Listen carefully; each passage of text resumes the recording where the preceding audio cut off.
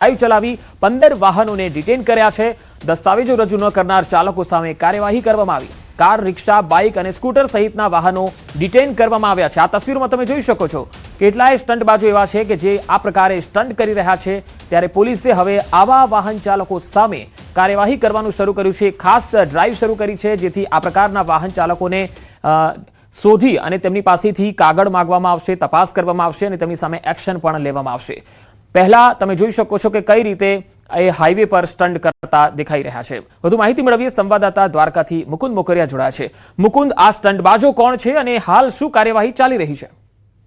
જી પંકજ, વાત કરવામાં આવે તો દ્વારકા ખંભાળિયા જે નેશનલ હાઈવે છે, આ નેશનલ હાઈવે રોડ પર ગઈકાલે સોશિયલ મીડિયામાં એક સ્ટંટબાજનો વિડીયો સામે આવ્યો હતો, જેમાં 4 થી 5 જેટલા બાઇકર્સ છે તે જોખમી રીતે સ્ટંટ કરી અને પોતાનો જીવ જોખમમાં મૂકતા અને અન્યનો પણ જીવ જોખમમાં મૂકતા હતા। ત્યારે આ અહેવાલ પણ ન્યૂઝ 18 ગુજરાતીમાં પ્રસારિત કરવામાં આવ્યો હતો અને ત્યારબાદ પોલીસ હરકતમાં આવી હતી અને ગઈકાલે રાત્રેથી પોલીસે કાર્યવાહી શરૂ કરી હતી, જેમાં 15 જેટલા જે વાહનો છે આ વાહનો ડિટેન કરવામાં આવ્યા હતા અને જેમાં રિક્ષા સહિતના વાહનો છે, ઇકો કાર સહિતના જે વાહન છે તે ડિટેન કર્યા છે અને અનેક બાઇકો પણ ડિટેન કરી છે અને જે તમામ બાઇકર્સ છે તેની સામે પણ કડક કાર્યવાહી હાથ ધરી છે। જી પંકજ। જી મુકુંદ, આભાર માહિતી આપવા માટે।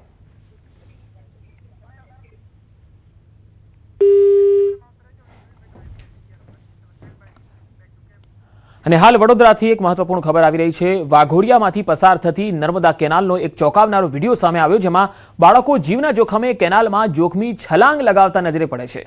કેનાલ પાસેથી પસાર થતા વાહન ચાલકે પોતાના મોબાઈલ કેમેરામાં આ વિડીયો કેદ કર્યો। નર્મદા કેનાલમાં વારંવાર ડૂબી જવાની ઘટનાઓ બને છે, છતાંય અહીંયા તંત્ર કેટલું બેદરકાર છે એ સ્પષ્ટ દેખાય છે અને આ બાળકો પણ જો કેટલા બેદરકાર છે કે જેઓ જોખમી છલાંગ લગાવે છે। આવા બનાવો છે એ જીવને જોખમમાં મૂકી શકે છે। ક્યારે પણ છલાંગ ન લગાવવી જોઈએ કેનાલમાં, કારણ કે ગમે ત્યારે પાણીનું વહેણ વધી શકતું હોય છે, કેનાલો ઊંડી પણ હોઈ શકે છે અને અહીંયા જીવને જોખમ પણ બની શકે છે। આ બાળકો જે રીતે છલાંગ લગાવતા દેખાઈ રહ્યા છે, ત્યારે એક સ્થાનિકે સુરક્ષાને ધ્યાનમાં રાખીને આ વિડીયો બનાવ્યો હતો જેથી તંત્રનું ધ્યાન દોરી શકાય।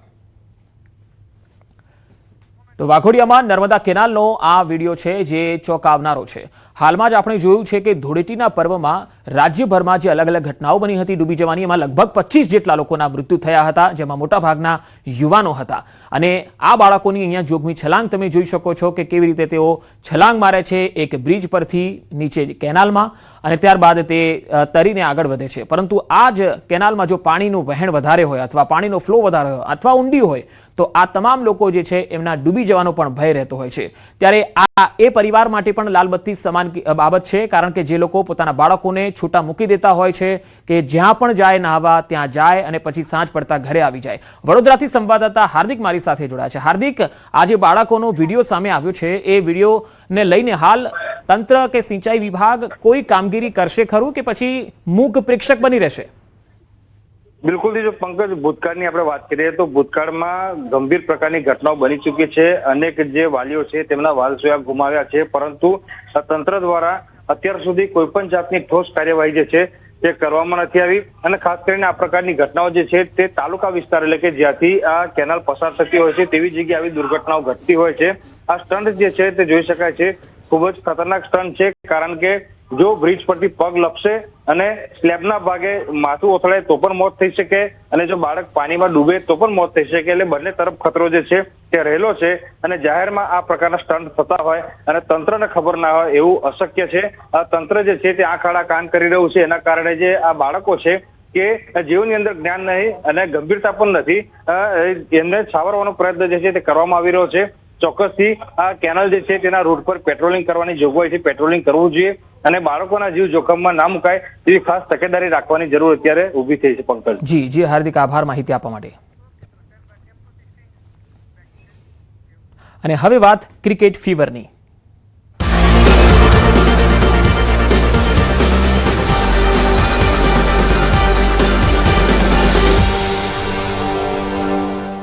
અમદાવાદમાં આજે T20 વર્લ્ડ કપની ફાઇનલ મેચ છે અને ભારત ન્યુઝીલેન્ડ વચ્ચે કાંટાની ટક્કર જામવાની છે. સાંજે 7 વાગ્યાથી શરૂ થશે આ ફાઇનલ મેચ અને T20 વર્લ્ડ કપની આ સૌથી મોટી મેચ છે જેની આતુરતાથી ચાહકો રાહ જોઈને બેઠા હતા.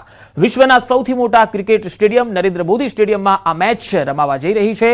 ક્રિકેટ ચાહકો આતુરતાથી રાહ જોઈ રહ્યા હતા. એ ભારત અને ન્યુઝીલેન્ડ વચ્ચેની ફાઇનલ મેચ આજે અમદાવાદના નરેન્દ્ર મોદી સ્ટેડિયમમાં રમાવા જઈ રહી છે. વધુ માહિતી મેળવીએ સંવાદદાતા ઋત્વિજ સોની મારી સાથે જોડાયા છે. ઋત્વિજ, હાલ સ્ટેડિયમ બહાર કેવો માહોલ છે? ક્રિકેટ ચાહકોમાં કેવો ક્રિકેટ ફીવર દેખાઈ રહ્યો છે?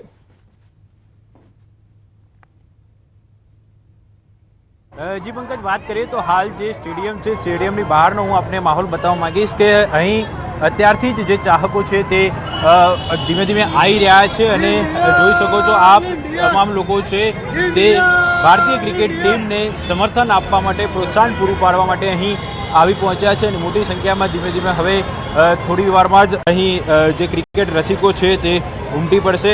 12 વાગ્યાનો સમય છે.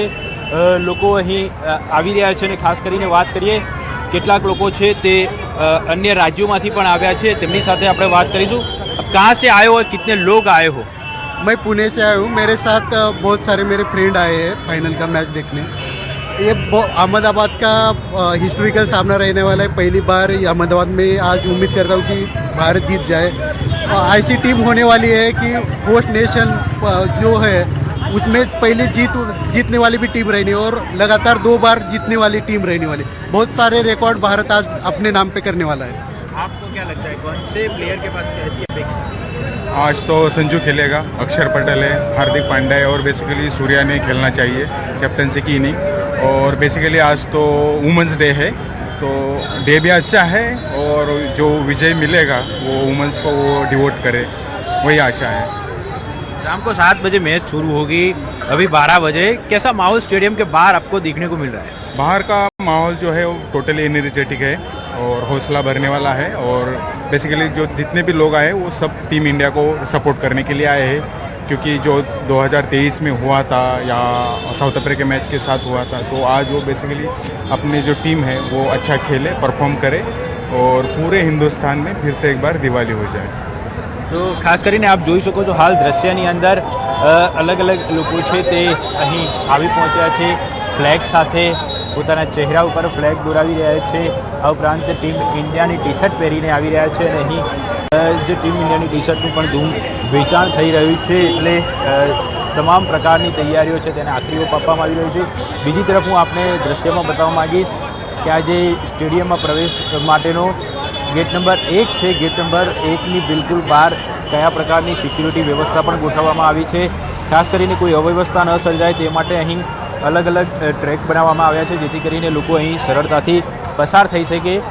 બીજી તરફ અહીં પૂરતો પોલીસ બંદોબસ્ત પણ તૈનાત કરી દેવામાં આવ્યો છે.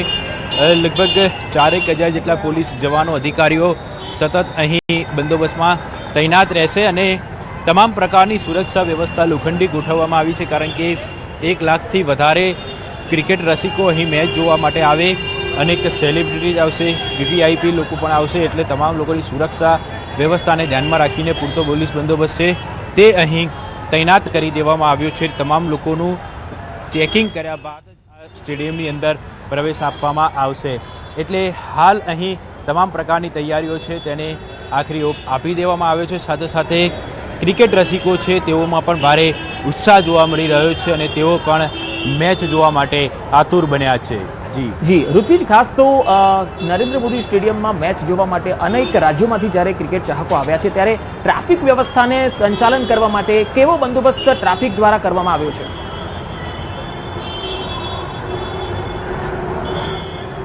જી પંકજ, વાત કરીએ તો જે ટ્રાફિક પોલીસના જવાનો છે તે પણ જે અલગ અલગ 4 રસ્તાઓ ઉપર તૈનાત કરી દેવામાં આવ્યા છે. આ ઉપરાંત વાત કરીએ તો જે સ્ટેડિયમ તરફ આવવાનો રસ્તો છે જનપદ ટી સ્ટોલથી, ત્યાંથી જે સ્ટેડિયમ તરફ આવવાનો રસ્તો છે તે એક તરફનો રસ્તો હાલ જે વ્યવસ્થાના ભાગરૂપે બંધ કરી દેવામાં આવ્યો છે.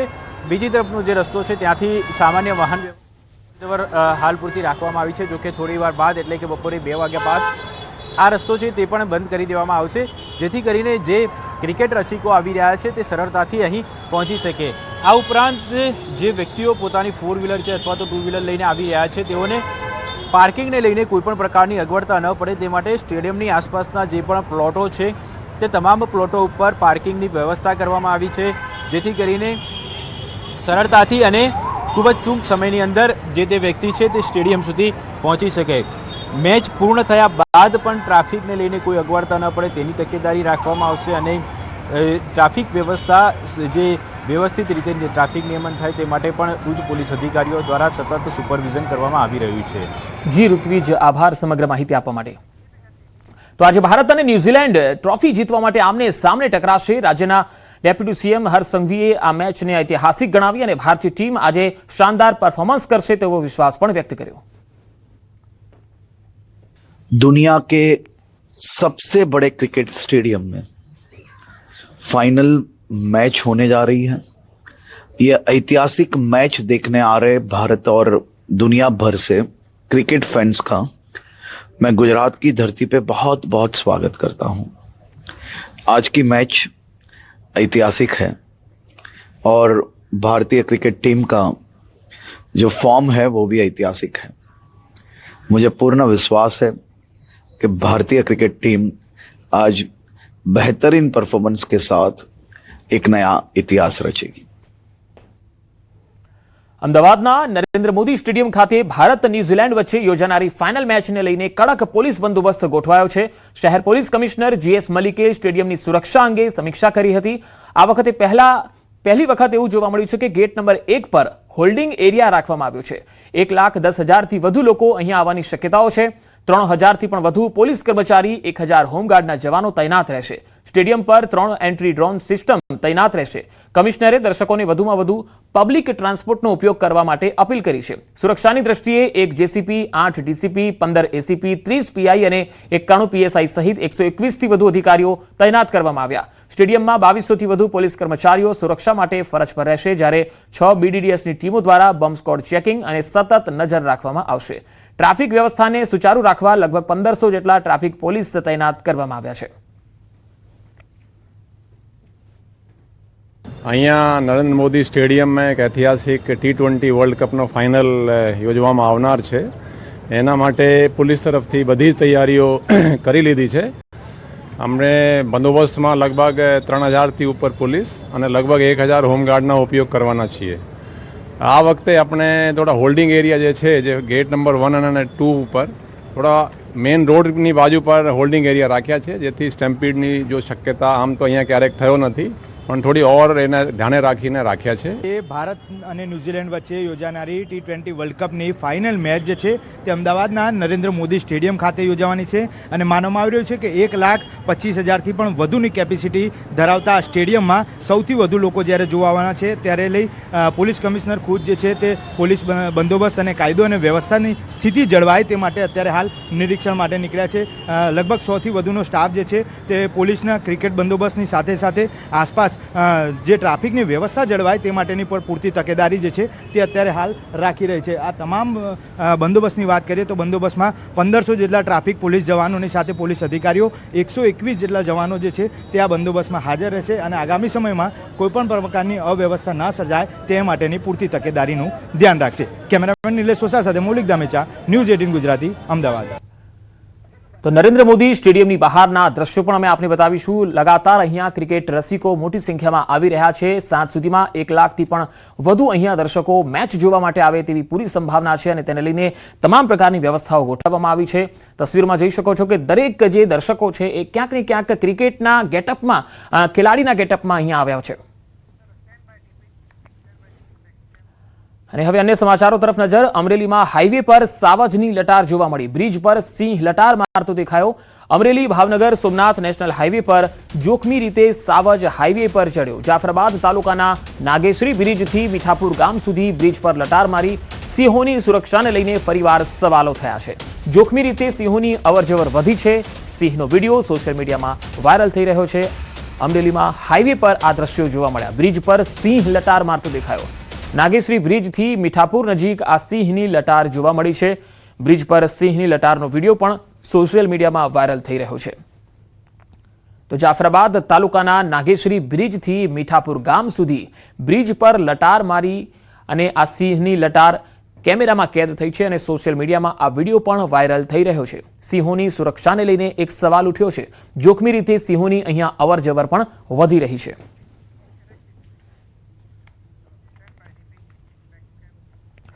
સીએમ ભૂપેન્દ્ર પટેલે આજે અમદાવાદના અલગ અલગ વિસ્તારોમાં વિકાસ કાર્યોની ભેટ આપી. આ તમામ વચ્ચે બોડકદેવ સબઝોનલ ઓફિસનું નામકરણ કરાયું. હવે સબઝોનલ ઓફિસ સ્વર્ગસ્થ બંસીભાઈ પ્રાણલાલ પટેલના નામે ઓળખાશે. આ પ્રસંગે મોટી સંખ્યામાં ભાજપના કાર્યકર્તાઓ અને કોર્પોરેશનના પદાધિકારીઓ હાજર રહ્યા. બોડકદેવ સબઝોનલ ઓફિસનું નામાભિધાન કરાયું. ભૂપેન્દ્રભાઈ પટેલના હસ્તે આ નામાભિધાન કરવામાં આવ્યું હતું. અમદાવાદમાં મુખ્યમંત્રીના હસ્તે તપોવન વિદ્યાવિહારનું ઉદ્ઘાટન કરવામાં આવ્યું. દીકરીઓને આંતરરાષ્ટ્રીય કક્ષાનો અભ્યાસ મળશે. જૈન સમાજના ટ્રસ્ટ દ્વારા અંદાજે 100 કરોડના ખર્ચે ભારતીય મૂલ્યોવાળી શાળાનું નિર્માણ કરવામાં આવ્યું છે. શાળામાં સ્પોર્ટ્સ, કલ્ચર, સ્માર્ટ ક્લાસ રૂમની વ્યવસ્થાઓ પણ કરાઈ છે. આ ઉપરાંત આ સમારંભમાં નાયબ મુખ્યમંત્રી સંબોધન પણ કર્યું હતું. તેમણે કહ્યું કે આધુનિક શિક્ષણની અદ્યતન સુવિધાઓ આપતું આ વિદ્યાસંકુલ શિક્ષણની સાથે સાથે સંસ્કારો પણ આપશે. હર્ષ સંઘવીએ દાતાનો આભાર માન્યો. આ પ્રસંગે અમદાવાદ શહેરના મેયર પ્રતિભા જૈન, સ્થાનિક ધારાસભ્ય અમિત શાહ મહારાજ સહિતના અલગ અલગ સાધુ સંતો અને અગ્રણીઓ ઉપસ્થિત રહ્યા.